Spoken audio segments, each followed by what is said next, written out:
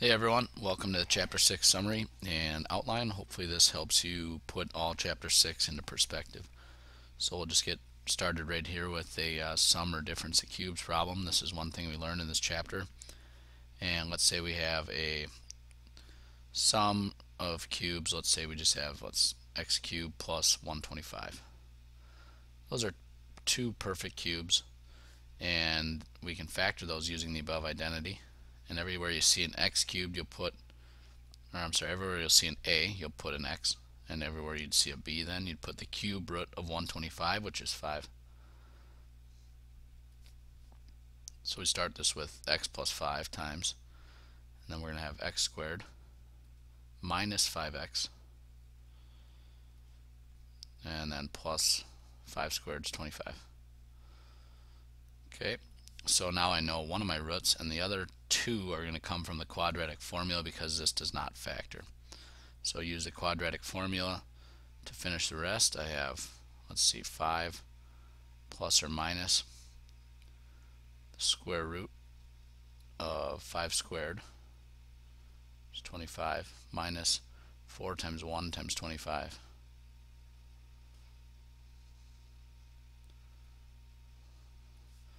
And that's going to be all over 2 times 1, which is 2. Okay, well that's going to be two roots. That's going to be 5 halves plus or minus, and then 25 minus 100 is negative 75. So I'm going to have plus or minus the square root, not negative, plus or minus the square root of negative 75. So I'll have to erase this little minus out here.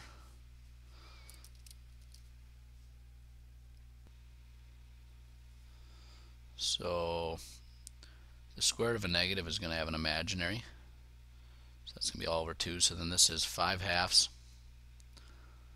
plus or minus. Now I can factor out a 25 and a negative 1 to make 5i. So this is going to be plus or minus 5i times the square root of 3 all over 2. And so this right here is going to be two imaginary roots, which means that you're not going to see them on the graph. And then the other root came from this x plus 5, so that's going to be negative 5. So there's 3 roots here. 1, 2, 3. And it was a cubic, so it matches up. Next problem we have here is a factor by grouping problem. This is something else that we learned we could do here, and it works with 4 terms. So if I factor, or if I group the first 2 and the last 2 together, the first 2 I can factor out in x squared. So that leaves me with x minus 1. Second 2 I can factor out a 16 or negative 16. And if I do a negative 16, that's going to give me matching x minus 1 roots, which is what I need to have for grouping. So now I factored those, I grouped those, they both have a common x minus 1 factor, so I can factor that out. So factor out that x minus 1, and what I have left is x squared minus 16, which is the difference of 2 squares. So I can keep going with that. So my final factored form here is going to be x minus 1 times x plus 4 times x minus 4, which means that I have 3 real roots, 3 real rational roots, and if x minus 1 is a factor, then 1 is a root. If x plus 4 is a factor, then negative 4 is a root. And if x minus 4 is a factor, then 4 is a root. So there's the sum and difference of cubes. I will give you these 2 identities, so you don't need to memorize these. And then factor by grouping here with 3 rational roots.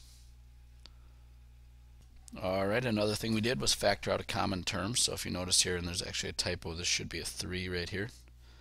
So in all of these terms, this is what you should always look for, is to see, can I factor out a common term out of each one, and in this case I can take out a 3x.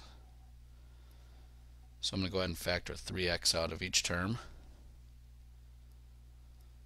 and what's left is x squared minus 2x and then minus 15. So you'll see what happens here then is I have a quadratic trinomial left over which also factors. So I'm going to reverse FOIL this.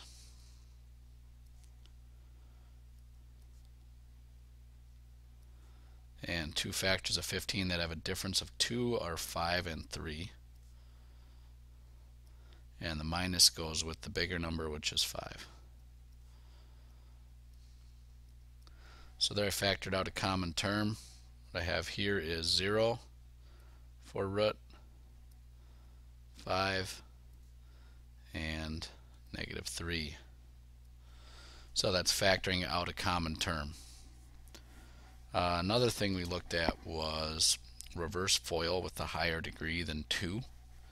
So in this case, I can reverse FOIL this quartic, but first I see that it's not set equal to 0, so I want to take this and move that 8 over and get it equal to 0.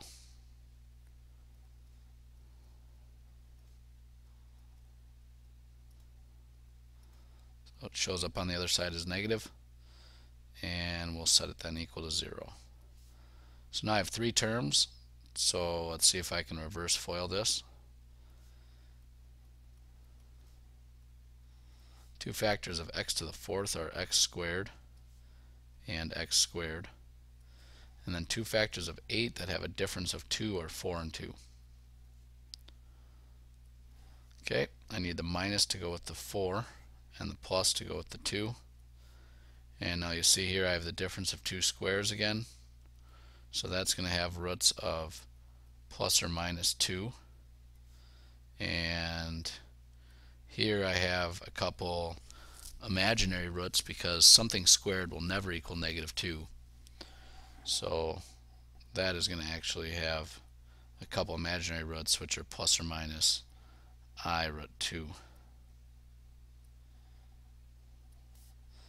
So there's your 4 roots, 2 imaginary, 2 real, and you can reverse FOIL with degrees higher than 2. Last thing we did was looked at the rational root theorem and how to solve polynomials that have higher degree than 3 and maybe more terms than 4, because if you have more than 4 terms then you can't group. So here we have the rational root theorem, and we learned about the possible rational roots, which is what the theorem says. All the possible rational roots are all of the factors of the constant term, which we consider to be p, over all the factors of the leading coefficient, which is q. So if we list all of our possible rational roots here, there's going to be plus or minus all the factors of 2, which are just 1 or 2, over all the factors of 2 again, which are plus or minus 1 or 2.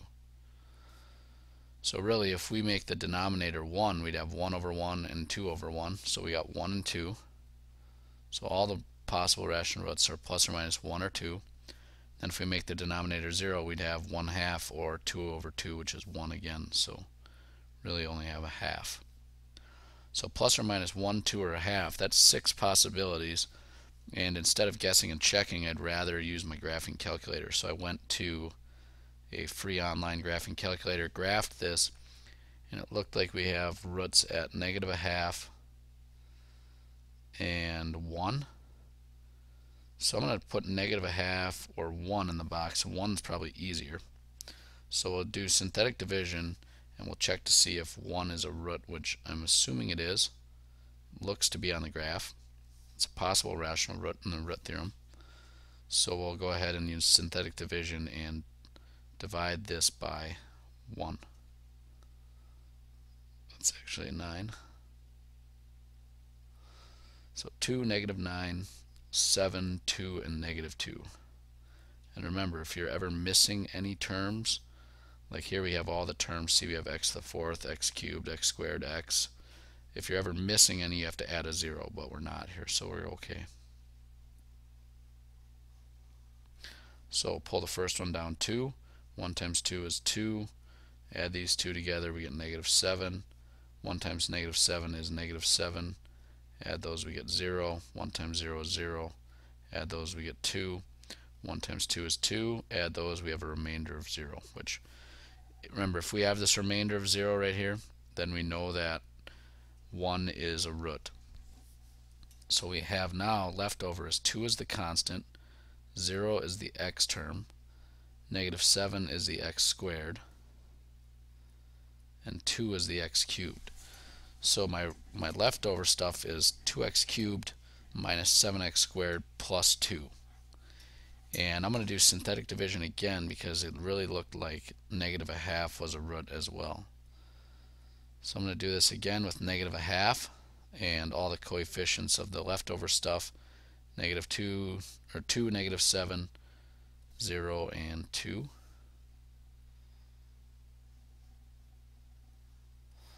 So pull the first one down. I have 2. Negative a half times 2 is negative 1. Add those, I get negative 8. Multiply those, I get 4. 0 plus 4 is 4. 4 times negative a half is negative 2. And I'm left with 0 as a remainder again. So what that means is that negative a half is a root. 4 is the constant. Negative 8 is the x term, and 2 is the x squared term. So what I have left now is a couple roots here. If I write this in factored form, I have x minus 1, and I have 2x plus 1, and then my leftover stuff from down here, which is 2x squared minus 8x plus 4. But I can see I can factor 2 out of that, so I'm going to factor 2 out of that. I'm going to pull it all the way up front here, and then what I have left was x squared minus 4x plus 2.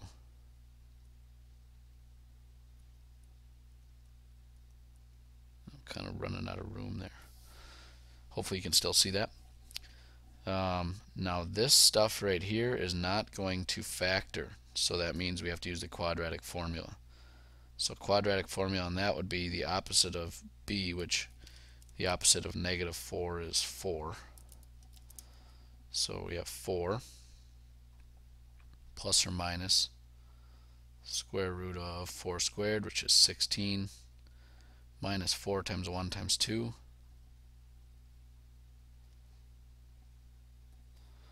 all over 2.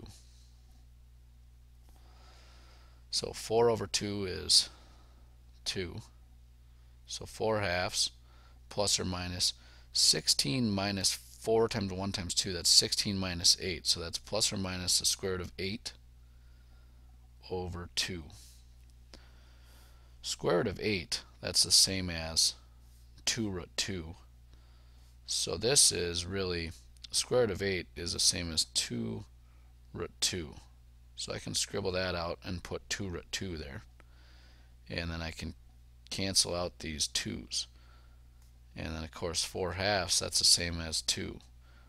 So really what I have here is 2 plus or minus root 2. Well, let me get some more room here.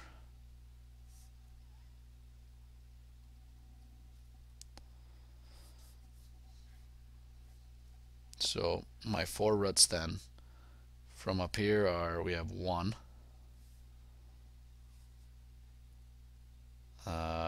that was negative a half, and then we have 2 plus or minus the square root of 2, which if we look over to that graph again, that's what this root is. This is 2 plus the square root of 2, that's this root here, and then this root here is 2 minus the square root of 2.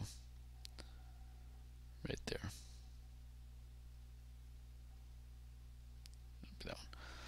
So that is the rational root theorem, and that was one of the last things that we learned on how to solve some polynomials. And then now from there we're going to transition to looking at working backwards.